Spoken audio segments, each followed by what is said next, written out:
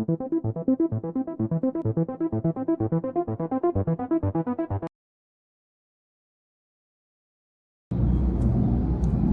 it's your boy Miguel from the Motor Mechanic 757. You know, I get down and get straight to the point.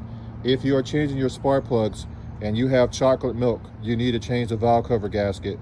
The valve cover gasket is going to sit on top of the engine. But the next part of this is each one of these ignition coils, it also has a gasket that goes around it. It comes with your valve cover gasket.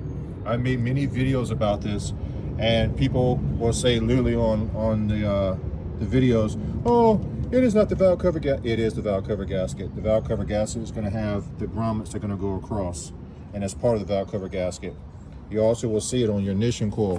These ignition coils sometimes are about $80 a piece, and if you decide to keep driving the way it is, oil and electricity will not fire.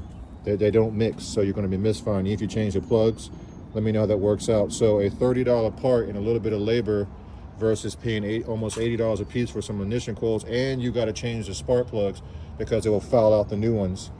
You let me know how that works out for you, but I suggest you go ahead and change the whole valve cover gasket. Take some electrical cleaner, clean those off as best you can. Some of these come with boots. This is not one that comes with the boots. You're going to have to replace the whole entire ignition coil.